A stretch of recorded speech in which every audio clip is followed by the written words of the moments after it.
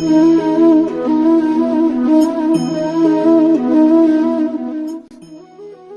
গীতা, সবাইকে নমস্কার। আমি আকাশ চৌধুরী আছি আপনাদের সাথে। আপনারা দেখছেন নিম্বার্ক গীতা ইউটিউব চ্যানেল। তা শিক্ষার্থীরা, আজকের ক্লাসে আমরা অত্যন্ত গুরুত্বপূর্ণ একটি মন্ত্র নিয়ে আলোচনা করব। আমাদের আজকের ক্লাসের বিষয় হলো মহামৃত্যুঞ্জয় মন্ত্র, অর্থাৎ মহাদেবের অত্যন্ত পাওয়ারফুল এবং অত্যন্ত শক্তিশালী একটি মন্ত্র হলো এই মহামৃত্যুঞ্জয় মন্ত্র।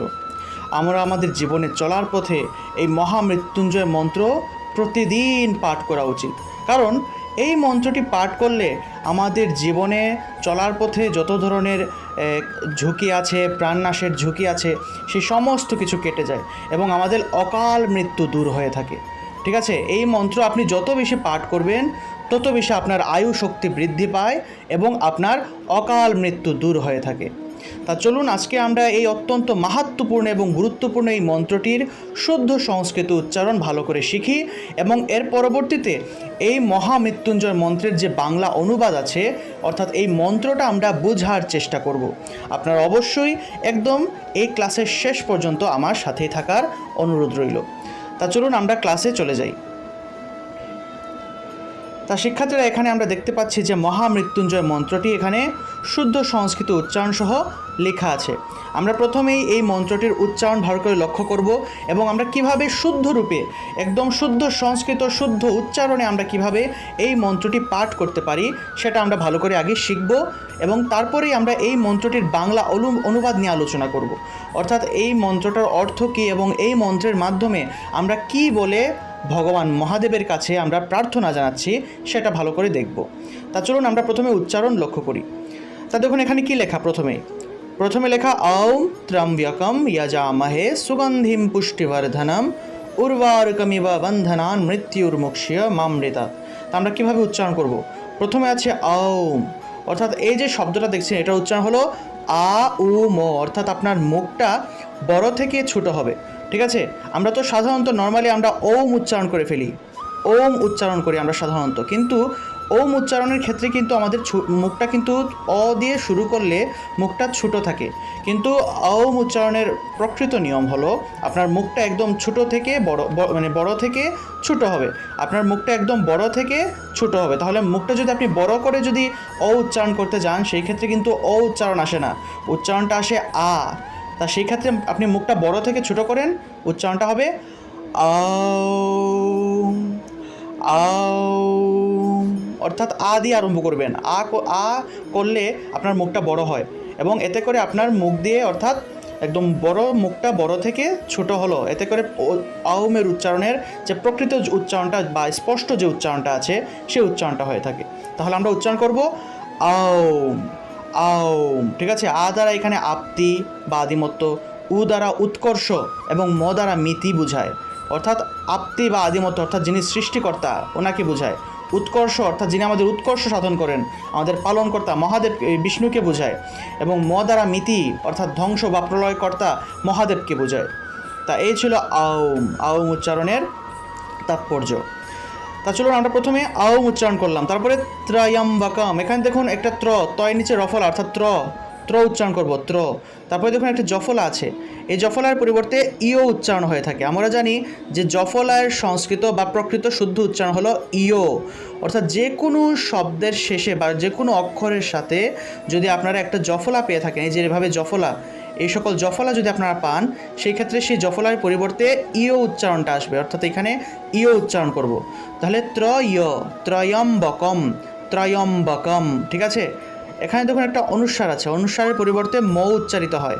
সংস্কৃত ভাষায় অনুস্বারের সংস্কৃত উচ্চারণ হলো ম, তাহলে এখানে ম উচ্চারণ করব। তাহলে উচ্চারণ হবে ঔম ত্রয়ম্বকম, ঔম ত্রয়ম্বকম। তারপরে দেখুন অন্তস্থ জ আছে, অন্তস্থ জয়ের সংস্কৃত উচ্চারণ হলো ইও। ঠিক আছে, এই যে অন্তস্থ জফলা, এই অন্তস্থ জয়ের সংক্ষিপ্ত রূপ হলো এই জফলা, অর্থাৎ অন্তস্থ জয়ের সংক্ষিপ্ত রূপ হলো এই অন্তস্থ জফলা। ঠিক আছে, তাহলে জফলার পরিবর্তে ইও উচ্চারণ করি, তাহলে অন্তস্থ জয়ের পরিবর্তেও ইও উচ্চারণ করতে হবে। তাহলে যজা আছে, উচ্চারণ হবে ইয়াজা, ইয়াজা। গীতা পাঠের ক্ষেত্রে এই যে একটা শ্লোক আছে না, যদা যদা হি ধর্মস্য, এটার উচ্চারণ যদা যদাহি হবে না, হবে ইয়াদা ইয়াদা আহি, অর্থাৎ অন্তস্থ জয়ের পরিবর্তে ইয় উচ্চারণটা আসবে। তাহলে ইয়াজামাহে, ইয়াজামাহে। সুগন্ধিম, দন্তস্বর উচ্চারণ হলো স, অর্থাৎ ইংরেজি এস ও স এর মতো। বা আমরা যখন গান গাই সারেগামা উচ্চারণ করি, সারেগামা পাধা নিসা, তা সেই ক্ষেত্রে যে সাটা উচ্চারণ করি, সা কিন্তু আমরা সা কিন্তু বলি না, আমরা বলি সা, ঠিক আছে। অর্থাৎ দন্তস্বর উচ্চারণটা কিন্তু আমরা স উচ্চারণ করি। তাই কি এভাবে উচ্চারণ হবে সুগন্ধিম, উচ্চারণ হবে সুগন্ধিম। অনুস্বারের পরিবর্তে ম উচ্চারিত হবে, সুগন্ধিম। সুগন্ধিম পুষ্টি বর্ধনম, সুগন্ধিম পুষ্টি বর্ধনম, অনুস্বার থাকায় ম উচ্চারণ, ঠিক আছে। এখানে একটা অনুস্বার থাকায় এখানে ম উচ্চারিত হবে, অনুস্বারের পরিবর্তে ম উচ্চারিত হবে, বর্ধনম। তারপরে দেখুন উর্বা, এখানে দেখুন এই বটা হলো অন্তস্থ ব। আমরা জানি অন্তস্থ বয়ের সংস্কৃত উচ্চারণ হলো ওয়া, ওয়া, অন্তস্থ বয়ের সংস্কৃত উচ্চারণ হলো ওয়া। তাহলে উর্বা, এখানে রেফ থাকায় র এসেছে, এখানে একটা রেফ আছে উপরের দিকে, সেজন্য র এসেছে র। তাহলে উর্বা, উর্বা রুকম ইভ, রুকম, রুকম, এখানে রু ক তারপরে ম আছে রুকম। আর এই যে রস্বইকারটা আছে, এই রস্বইকারটাকে যদি আমরা ভাঙি, অর্থাৎ এই শব্দটাকে যদি আমরা ভাঙি, তাহলে এই রস্বইকারটা রস্বই হিসেবে আলাদা একটা শব্দ গঠন করবে। তাহলে রুকম ইভ, রুকম ইব, রুকম মিব আছে না, মিব আছে, এই মিবয়ের পরিবর্তে রুকম ইব, ইব উচ্চারণ করব, রুকম ইব বন্ধনান, বন্ধনান, ঠিক আছে। উর্বা রুকম ইব বন্ধনান মৃত্যুর, এখানে দেখুন মৃত, তারপরে জফলা আছে, জফলার পরিবর্তে ইয় উচ্চারণটা আসলো, তাহলে মৃত ইউর। আর এই যে জফলা ইয় উচ্চারণ আসলো এবং এই যে রস্যকারটা, এই ক্ষেত্রে এই রস্যকারটা অন্তস্থ এর সাথে যুক্ত হয়ে যাবে। তাহলে মৃত্যুর, মৃত্যুর, রেফ, এখানে রেফ থাকায় র এসেছে, এখানে একটা রেফ আছে বলে এখানে র এসেছে। তাহলে মৃত্যুর মুক্ষীয়, মুক্ষীয়, এখানে দেখুন ক্ষীয় আছে, ক্ষীয়ের সংস্কৃত উচ্চারণ হলো ক্ষ, ক্ষ, ক্ষীয় থাকলে ক্ষ উচ্চারিত হয়। মনে করুন যে একটা অক্ষর, অক্ষর শব্দটা, অক্ষর শব্দের সংস্কৃত উচ্চারণ হলো অক্ষর, অক্ষর, কেমন। তারপরে দেখুন মনে করুন যে রাক্ষস, রাক্ষস শব্দটার সংস্কৃত উচ্চারণ হলো রাক্ষস, রাক্ষস, অর্থাৎ ক্ষীয়ের পরিবর্তে ক্ষ উচ্চারণ হবে, ক যোগ মূর্ধন্য ষ উচ্চারিত হবে। তাহলে একইভাবে মুক্ষীয়ের মানে মুক্ষীয়ের পরিবর্তে মুক্ষীয়, মুক্ষীয়, তারপরে মামৃতাৎ। তা এই হলো মহামৃত্যুঞ্জয় মন্ত্রের শুদ্ধ সংস্কৃত উচ্চারণ। আসলে কোনো একটি মন্ত্রের প্রকৃত যদি আপনি সেই মন্ত্রের যে যে গুণাবলী বা প্রকৃত যে সেই মন্ত্রের পাওয়ারটা যদি আপনি পেতে চান, ঠিক আছে, সেই মন্ত্রের প্রকৃত শক্তিটা যদি আপনি অনুভব করতে চান, তাহলে অবশ্যই সেই মন্ত্রটাকে আপনাকে অবশ্যই শুদ্ধরূপে শুদ্ধ সংস্কৃত উচ্চারণে কিন্তু পাঠ করতে হবে, ঠিক আছে। তা আমি যেভাবে আপনাদেরকে এই যে শুদ্ধ সংস্কৃত রূপে ভেঙে ভেঙে পাঠ করে দেখালাম, বা এখানে আমি লিখে দিয়েছি, আপনারা এটা নোট করে নেবেন, এইভাবে আপনারা অবশ্যই শুদ্ধভাবে পাঠ করবেন। তা চলুন আমরা কীভাবে পাঠ করব সেটা একটু আমরা দেখি। আমি 2 বার করে পাঠ করব, প্রথমবার আপনারা মন দিয়ে শুনবেন আর দ্বিতীয়বার আমার সাথে সাথে পাঠ করার চেষ্টা করবেন। তা চলুন আমরা পাঠ করি এই মহামৃত্যুঞ্জয় মন্ত্রটি। ॐ त्र्यम्बकं यजामहे, আপনারাও বলুন ॐ त्र्यम्बकं यजामहे सुगन्धिं पुष्टिवर्धनम्, सुगन्धिं पुष्टिवर्धनम्, उर्वारुकम् इव बन्धनान्, उर्वारुकम् इव बन्धनान्, मृत्युर्मुक्षीय मामृतात्, मृत्युर्मुक्षीय मामृतात्। আমরা আবার বলি ॐ त्र्यम्बकं यजामहे सुगन्धिं पुष्टिवर्धनम्, उर्वारुकम् इव बन्धनान्, मृत्युर्मुक्षीय मामृतात्। ॐ त्र्यम्बकं यजामहे सुगन्धिं पुष्टिवर्धनम्, ऊर्वारुकमिव बन्धनान् मृत्युर्मुक्षीयमामृतात्। তা শিক্ষার্থীরা, এই ছিল মহামৃত্যুঞ্জয় মন্ত্রের শুদ্ধ সংস্কৃত উচ্চারণ। আপনারা মন্ত্রটা এভাবে আমি যেভাবে দেখিয়ে দিলাম এভাবে শুদ্ধরূপে আপনারা মুখস্থ করবেন এবং রেগুলার জপ করবেন, প্রতিদিন জপ করবেন। প্রতিদিন 108 বার যদি আপনারা এই মন্ত্রটা জপ করতে পারেন, দেখবেন আপনার জীবন আগের থেকে অনেক অনেক পরিবর্তন হয়ে গেছে। এবং আপনার জীবনে চলার পথে বিভিন্ন কাজ যখন আপনি করবেন, বিভিন্ন কাজ করার সময় আপনি আলাদা একটা শক্তি অনুভব করবেন, একটা আধ্যাত্মিক শক্তি অনুভব করবেন। এই যে মন্ত্রটা, এই মন্ত্রটা কিন্তু অনেক অনেক গুণ, অনেক অনেক পাওয়ার, অনেক শক্তি এই মন্ত্রের। সেজন্য মন্ত্রটা আপনি যদি ঠিকমতো পাঠ করতে পারেন তাহলে এই মন্ত্রের যে মাহাত্ম্যটা আছে সেটা কিন্তু আপনারা অনুভব করতে পারবেন। ঠিক আছে? তা আপনারা অবশ্যই এই মন্ত্রটির শুদ্ধ সংস্কৃত উচ্চারণে আমি যেভাবে দেখিয়ে দিলাম আপনারা অবশ্যই রেগুলার পাঠ করবেন এই মন্ত্রটি। তা চলুন আমরা এই মন্ত্রটার শুদ্ধ সংস্কৃত উচ্চারণ দেখলাম, এবার আমরা এই মন্ত্রটির যে অনুবাদ আছে সে অনুবাদটা ভালো করে লক্ষ্য করব। কেমন? অর্থাৎ এই মন্ত্রের মাধ্যমে আমরা কি বলে প্রার্থনা জানাচ্ছি, অর্থাৎ মহাদেবের কাছে, অর্থাৎ যিনি মৃত্যুর দেবতা, যিনি আমাদের আয়ুর দেবতা, আমাদেরকে আয়ু প্রদান করেন, বা যিনি আমাদের মৃত্যুর দেবতা, সেই মহাদেবকে আমরা কি বলে আমরা প্রার্থনা জানাচ্ছি। তা অনুবাদ শুরু করার আগে আপনাদের উদ্দেশ্যে বলে রাখি যে যারা আপনাদের মধ্যে কেউ যদি আমার কাছে সরাসরি অনলাইনে জুম অ্যাপের মাধ্যমে ভিডিও কলে গীতা শিখতে চান বা বিভিন্ন সংস্কৃত উচ্চারণে মন্ত্র শিখতে চান, আপনারা অবশ্যই আমার সাথে হোয়াটসঅ্যাপে যোগাযোগ করবেন। এখানে স্ক্রিনে আমার হোয়াটসঅ্যাপ নাম্বার দেওয়া আছে। আপনার হোয়াটসঅ্যাপ নাম্বারে যোগাযোগ করার মাধ্যমে আপনারা আমার গীতা কোর্সে ভর্তি হতে পারেন। সম্পূর্ণ গীতা শুদ্ধ সংস্কৃত উচ্চারণে আপনারা শিখতে পারেন এবং সম্পূর্ণ গীতা কমপ্লিট করতে পারেন। বর্তমানে একটি 1 বছরের গীতা কোর্স চালু হয়েছে, সেই গীতা কোর্সে আপনারা ভর্তি হতে পারেন এবং সম্পূর্ণ গীতা কমপ্লিট করে আপনারা গীতা ভালো করে শিখতে পারেন। তা চলুন আমরা অনুবাদ আরম্ভ করি। তা দেখুন অনুবাদে কি বলা হচ্ছে। প্রথমে দেখুন আমরা সংস্কৃত মন্ত্রটা দেখে দেখে আমরা অনুবাদ বোঝার চেষ্টা করি, তাহলে কিন্তু আমরা অনুবাদটা ভালো করে বুঝতে পারবো। তা দেখুন প্রথমে লেখা আছে আওম, অর্থাৎ এই আওম দ্বারা কি বোঝায়? আওম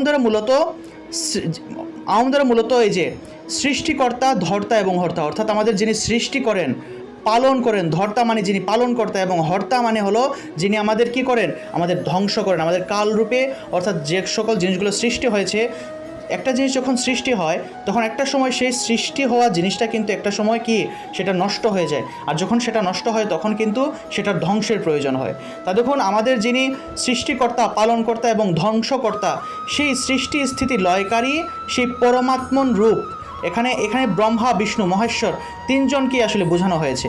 ওম দ্বারা ব্রহ্মা, বিষ্ণু, মহেশ্বর বা ভগবানের যে সৃষ্টি স্থিতি লয়কারী যে রূপ, সেই রূপটাকে এখানে বোঝানো হয়েছে। তাহলে ওম দ্বারা বোঝানো হয়েছে হে সৃষ্টিকর্তা, ধর্তা ও হর্তা। ওম দ্বারা এখানে ভগবানকে কি, ভগবান যিনি আমাদের সৃষ্টিকর্তা, ধর্তা ও হর্তা, সেই সৃষ্টিকারী ধর্তা এবং হর্তারূপী সেই পরমাত্মন, অর্থাৎ পরমাত্মারূপী সেই ভগবান, তুমি আমাদের সুগন্ধি, এই যে ইয়াজামহে সুগন্ধিম পুষ্টিবর্ধনম, তুমি আমাদেরকে সুগন্ধিত, পুষ্টিকারক তথা বলবর্ধক ভোগ্য বস্তু দান করো। এখানে মহাদেবের কাছে বা যিনি আমাদের আয়ুর দেবতা, সেই মৃত্যুর দেবতার কাছে আমরা কি করতেছি, এখানে আবেদন জানাচ্ছি বা প্রার্থনা জানাচ্ছি যে হে ভগবান, তুমি আমাদেরকে সুগন্ধিত, পুষ্টিকারক, বলবর্ধক ভোগ্য বস্তু আমাদেরকে দান করো। তারপরে আমরা অত্যন্ত শ্রদ্ধা সহকারে তোমার ভজনা করি, অর্থাৎ পূজা করি। ইয়াজামহে ত্রয়ম্বকম, ত্র মানে হলো তিন কারণের কি, 3 কারণের কারণ। ত্র মানে হলো 3টা কারণ বোঝানো হয়েছে, অর্থাৎ সৃষ্টি স্থিতি লয় 3টা কারণের যিনি কারণ, সেই পরমাত্মন, অর্থাৎ সেই পরম ব্রহ্ম, যিনি আমাদের কি সুগন্ধিত, পুষ্টিকর ও বলবর্ধক ভোগ্য বস্তু দান করেন। আমরা অত্যন্ত শ্রদ্ধা সহকারে তোমার ভজনা করি। ইয়াজামহে, ইয়াজা মানে হলো ভজনা করা বা পূজা করা। এখানে যজামহে আছে না, যজন শব্দের অর্থ হলো পূজা করা বা ভজনা করা। তাই ইয়াজামহে শব্দের অর্থ হলো আমরা তোমার কি করি, ভক্তি সহকারে তোমার ভজনা করি। হে দেব, আমরা যেন পূর্ণায়ু ভোগ করে, হে দেব আমরা যেন পূর্ণায়ু, উর্বারুকম ইব বন্ধনান মৃত্যুর মুক্ষীয় মামৃতাৎ। উর্বারুকম ইব বন্ধনান অর্থ হলো আমরা যেন পূর্ণায়ু ভোগ করে এই শরীর রূপ বন্ধন থেকে মুক্তি লাভ করতে পারি। মৃত্যুর মুক্ষীয় অর্থাৎ মুক্ষীয় শব্দের অর্থ হলো মুক্তি লাভ। ঠিক আছে, অর্থাৎ আমরা যেন এই আমাদের যে এই দেহ আছে, এই সেই শরীররূপ দেহ আছে, শরীররূপী যে বন্ধন আছে, এই যে বন্ধনান এই শরীররূপী বন্ধন থেকে আমরা যেন কি করতে পারি, মুক্তি লাভ করতে পারি। কখন মুক্তি লাভ করতে পারি? আমাদের পূর্ণ আয়ু ভোগ করার পরে। অর্থাৎ আমাদের যে জন্ম হলো, আমাদের যে একটা আয়ু ভগবান দিয়ে দিয়েছেন, সেই যে আয়ু, সেটা 60 বছর হোক, 80 বছর হোক, 100 বছর হোক, আমরা আমাদের পূর্ণ আয়ু ভোগ করে যেন আমরা মৃত্যুবরণ বা আমরা যেন মোক্ষ লাভ বা মুক্তি লাভ করতে পারি। অর্থাৎ দেখবেন এখানে অকাল মৃত্যু কিন্তু আমাদের কিন্তু বর্তমানে বিভিন্নভাবে দেখা যায় যে অকাল মৃত্যু হয়ে থাকে মানুষের। অর্থাৎ দেখা যায় যে 20 বছর বয়সে, 25 বছর বয়সে, 30 বছর বয়সে মানুষ মৃত্যুবরণ হয়ে যায়। ঠিক আছে, কেউ দেখা যায় অ্যাক্সিডেন্টে মৃত্যুবরণ করে, কেউ দেখা যায় যে হার্ট অ্যাটাক হয়ে যায়, মাত্র 25 বছর বয়সে হার্ট অ্যাটাক হয়ে যায়, 20 বছর বয়সে হার্ট অ্যাটাক হয়ে যায়। তা এরকম কিন্তু অকাল মৃত্যু কিন্তু অহরহ বর্তমানে দেখা যাচ্ছে। তা আমরা এই অকাল মৃত্যু যেন আমাদের না হয়। আমরা একটা সময় মনে করেন যে যখন আমাদের গড় যে আয়ু আছে, বাংলাদেশের মানুষের গড় আয়ু হলো বর্তমানে 70 বছর না 72 বছর সম্ভবত। তা এই 70 বছর পূর্ণ হওয়ার পরেই যেন আমাদের মৃত্যুবরণ হয়। আমরা যেন 20 বছর বয়সে, 30 বছর বয়সে বা 40 বছর বয়সে যেন আমাদের মৃত্যুবরণ যেন না হয়। এটাকে অকাল মৃত্যু বলা হয়। অর্থাৎ আপনার মৃত্যুর কাল এখন আসেনি। তা এই অকাল মৃত্যু দূর করে মূলত এই মহামৃত্যুঞ্জয় মন্ত্রটি। মৃত্যুঞ্জয় মানে কি? অর্থাৎ মৃত্যুকে জয় করা। অর্থাৎ অকাল মৃত্যুটাকে জয় করতে পারবেন আপনি আপনার যে অকাল মৃত্যু আছে, সেই অকাল মৃত্যুটাকে আপনি এই মন্ত্রের মাধ্যমে জয় করতে পারবেন। ঠিক আছে, মৃত্যুকে তো আমরা জয় করতে পারি না। অর্থাৎ আমাদের যেহেতু জন্ম হয়েছে, একটা সময় আমাদের মৃত্যু হবেই। তবে আমরা কখনোই অকাল মৃত্যু করতে চাই না। আমরা কি করতে চাই? আমরা অবশ্যই আমাদের পূর্ণায়ু ভোগ করে তারপরে আমরা এই শরীররূপী বন্ধন থেকে মুক্তি লাভ করতে চাই। কেমন? এটাই তো আসল আমাদের চাওয়া, বা এটাই তো আমরা চাই যে কেউ যেন কখনো এই ছোটোবেলা বা এই 10-15 বছর বয়সে, 20 বছর বয়সে যেন কারো মৃত্যুবরণ না হয়, সেটাই তো আমরা চাই। তা সেজন্যই আমরা আমাদের আয়ু যেন পূর্ণায়ু যেন আমরা ভোগ করতে পারি, সেজন্যই আসলে আমরা এই মহামৃত্যুঞ্জয় মন্ত্রটি আসলে আমরা পাঠ করতে পারি। এবং এই মন্ত্রের মাধ্যমে আমরা প্রচুর পরিমাণে আয়ু শক্তি লাভ করি এবং প্রচুর পরিমাণে যে কোনো কাজের ক্ষেত্রে আমরা প্রচুর আধ্যাত্মিক শক্তি লাভ করে থাকি। অর্থাৎ অত্যন্ত পাওয়ারফুল এই মন্ত্র। তা আপনারা অবশ্যই প্রতিদিন এই মন্ত্রটি জপ করবেন। এই মন্ত্রটি জপ করলে আপনার জীবনে অনেক পরিবর্তন আসবে। সেটা আপনি যখন জপ করবেন তখনই আপনি আসলে অনুধাবন করতে পারবেন। তা এই ছিল মহামৃত্যুঞ্জয় মন্ত্রের শুদ্ধ সংস্কৃত উচ্চারণ এবং এর বাংলা অনুবাদ। আশা করি আপনারা বুঝতে পেরেছেন। তা শিক্ষার্থীরা, আমাদের আজকের এই ভিডিওটি যদি আপনাদের ভালো লেগে থাকে তাহলে অবশ্যই ভিডিওতে লাইক দিবেন, কমেন্ট করবেন। আপনাদের কীরকম লেগেছে ভিডিওটি অবশ্যই কমেন্ট করে জানাবেন। এবং অবশ্যই আমাদের এই ভিডিওটি আপনারা শেয়ার করবেন। আপনাদের ফেসবুকে, হোয়াটসঅ্যাপে, বিভিন্ন গ্রুপের মধ্যে অবশ্যই শেয়ার করবেন। আপনি নিজেও শিখবেন, নিজেও জানবেন, অন্যদেরকেও জানানোর চেষ্টা করবেন। অন্যজনদেরও এটা শেখার সুযোগ করে দেবেন। এবং অবশ্যই আমাদের চ্যানেলটি সাবস্ক্রাইব করে সর্বদা আমাদের সাথে থাকবেন। সবাই ভালো থাকুন, সুস্থ থাকুন, সুন্দর থাকুন। সবাইকে নমস্কার। জয় গীতা।